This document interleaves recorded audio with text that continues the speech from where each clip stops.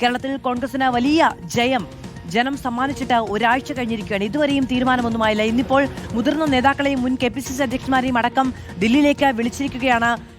പ്രിയങ്ക ഗാന്ധിയും രാഹുൽ ഗാന്ധിയും സോണിയാഗാന്ധിയും മല്ലികാർജ്ജുന ഖാർഗെയും എല്ലാവരും ചേർന്ന് ഇവരുമായി സംസാരിക്കും, വീണ്ടും ചർച്ച നടത്തും എന്നുള്ളതാണ് വിവരങ്ങൾ.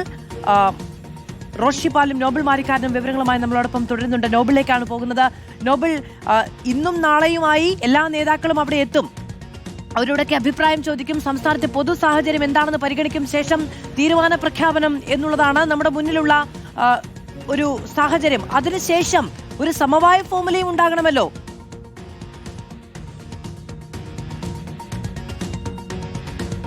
മാതൃ സമവായ ഫോർമുല നിർണായകമാണ്. കാരണം 3 പേർ മുഖ്യമന്ത്രി സ്ഥാനത്തിന് വേണ്ടി സജീവമായി തന്നെ രംഗത്തേക്ക് നിൽക്കുകയാണ്. ഇനിയിപ്പോൾ ഇതിൽ KC വേണുഗോപാൽ മുഖ്യമന്ത്രിയാവുകയാണെങ്കിൽ മറ്റ് 2 നേതാക്കൾക്ക് എന്ത് പദവികൾ നൽകും എന്നടക്കമുള്ള കാര്യങ്ങൾ ചർച്ച ചെയ്യുന്നുണ്ട്. അതല്ല KC വേണുഗോപാൽ മന്ത്രിസഭയിലേക്ക് എത്താതെ മറ്റ് 2 നേതാക്കൾ, അതിൽ ആരെങ്കിലും ഒരാൾ മുഖ്യമന്ത്രി ആവുകയാണെങ്കിലും ഈ പ്രതിസന്ധികളുണ്ട്. അതുകൊണ്ട് സമവായ ഫോർമുല ഏറെ നിർണായകമാണ്. ഇപ്പോൾ നമ്മൾ ഒരു സാഹചര്യം പറയുകയാണെങ്കിൽ KC വേണുഗോപാൽ മുഖ്യമന്ത്രി ആവുകയാണെങ്കിൽ സ്വാഭാവികമായും ഒരുപക്ഷേ ആഭ്യന്തര വകുപ്പ് രമേശ് ചെന്നിത്തലയ്ക്കും ധനവകുപ്പ് VD സതീശന് ലഭിക്കാനുള്ള സാധ്യതയാണ്. അതേസമയം VD സതീശനാണ് മുഖ്യമന്ത്രിയെങ്കിൽ ധനവകുപ്പോട് കൂടി തന്നെ അദ്ദേഹം മുഖ്യമന്ത്രി സ്ഥാനത്തേക്ക് എത്തും. ആഭ്യന്തര വകുപ്പ് ആ ഘട്ടത്തിൽ ഒരുപക്ഷേ രമേശ് ചെന്നിത്തല ഏറ്റെടുക്കുമോ എന്ന വലിയ ചോദ്യമാണ്. നേരത്തെ മന്ത്രിസഭയിലേക്ക് ഉണ്ടായേക്കില്ല എന്ന ചില സൂചനകളൊക്കെ രമേശ് ചെന്നിത്തല ഭാഗത്ത് നിന്ന് അനുയായികൾ നൽകുന്ന സാഹചര്യം ഉണ്ടായിരുന്നു. ആ സമയത്താണെങ്കിൽ പോലും KC വേണുഗോപാൽ സംസ്ഥാനത്തെത്താതെ കേന്ദ്രത്തിൽ ഇപ്പോൾ തുടരുന്ന സംഘടനാ ജനറൽ സെക്രട്ടറി പദവിയിൽ തുടരുകയും ചെയ്യും. സമവായ ഫോർമുല എന്താണെങ്കിലും ഏറെ പ്രധാനമാണ്. ആ ഫോർമുലകൾ നേതാക്കൾ അംഗീകരിക്കുമോ? പ്രത്യേകിച്ച് ഇപ്പോൾ നാളത്തെ യോഗത്തിലേക്കാണെങ്കിൽ ഈ പറഞ്ഞ KC വേണുഗോപാലിനും രമേശ് ചെന്നിത്തലയ്ക്കും VD സതീശനും ക്ഷണം നിലവിൽ ഇല്ല. അതുകൊണ്ട് തന്നെ നാളെ ഒരു സമവായ ഫോർമുല ഇക്കാര്യത്തിൽ ഉണ്ടാകുമെന്ന് നമ്മൾ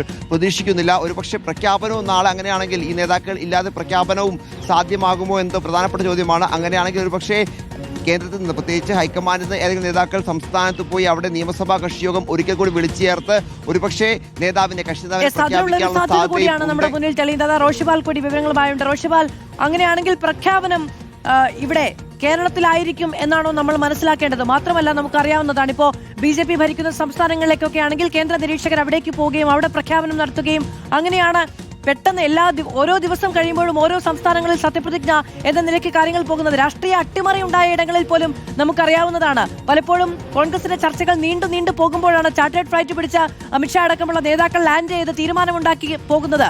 കോൺഗ്രസിന് കേരളത്തിൽ അങ്ങനെ പേടിക്കേണ്ടതില്ല എങ്കിലും ഈ കാലതാമസം ചോദ്യം ചെയ്യപ്പെടുന്നുണ്ടല്ലോ. പ്രഖ്യാപനം കേരളത്തിലായിരിക്കുമോ?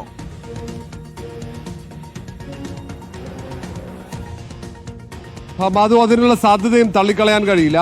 ഏറ്റവും ഒടുവിൽ ഹിമാചലിലെ മുഖ്യമന്ത്രിയെ പ്രഖ്യാപിച്ചത് സംഘടനാ ചുമതലയുള്ള ജനറൽ സെക്രട്ടറി KC വേണുഗോപാലാണ്. പക്ഷേ കേരളത്തിന്റെ മുഖ്യമന്ത്രി അങ്ങനെ അദ്ദേഹത്തിന് പ്രഖ്യാപിക്കാൻ കഴിയില്ല. അദ്ദേഹം ഇതിലൊരു കക്ഷിയാണ്, ഇതിൽ മത്സരിക്കുന്ന ഒരു സ്ഥാനാർത്ഥി കൂടിയാണ് മുഖ്യമന്ത്രി സ്ഥാനത്തേക്ക്. അതുകൊണ്ട് സ്വാഭാവികമായും മല്ലികാർജ്ജുൻ ഖാർഗെ അത് പറയേണ്ടി വരും. അല്ലെങ്കിൽ സംസ്ഥാനത്തിന്റെ ചുമതലയുള്ള AICC ജനറൽ സെക്രട്ടറി വാർത്താ സമ്മേളനം നടത്തി നിയമസഭാ കക്ഷി നേതാവിനെ പ്രഖ്യാപിക്കേണ്ടി വരും.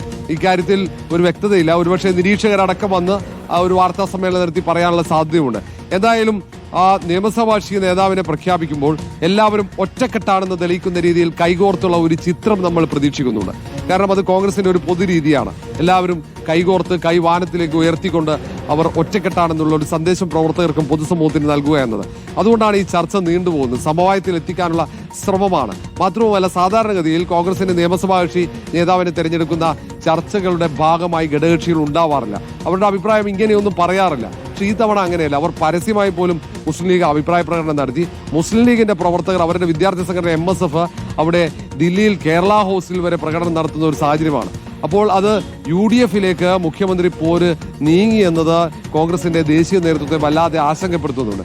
കാരണം അത് UDF-ന്റെ മുന്നണി സംവിധാനത്തിന് പോലും അത് ഭീഷണിയാകുന്ന തരത്തിലേക്ക് അത് വളർന്നു എന്നതാണ് അവരെ ആശങ്കപ്പെടുന്നത്. അതുകൊണ്ടാണ് കൂടുതൽ നേതാക്കളുടെ അഭിപ്രായം ആരായാൻ ഒരു തീരുമാനം അവർ എടുത്തത്. നേരത്തെ ആ ചർച്ചകൾ പൂർത്തിയായതാണ്. ഇനി ചർച്ചയില്ല, പ്രഖ്യാപനമെന്നായിരുന്നു ഹൈക്കമാൻഡ് വൃത്തങ്ങൾ അറിയിച്ചതെങ്കിൽ അതല്ല, കേരളത്തിൽ കാര്യങ്ങൾ കൈവിട്ടു പോവുകയാണ് എന്ന് മനസ്സിലാക്കിയാണ് അവർ കൂടുതൽ നേതാക്കളുടെ അഭിപ്രായം തേടാനുള്ള തീരുമാനമെടുത്തത്.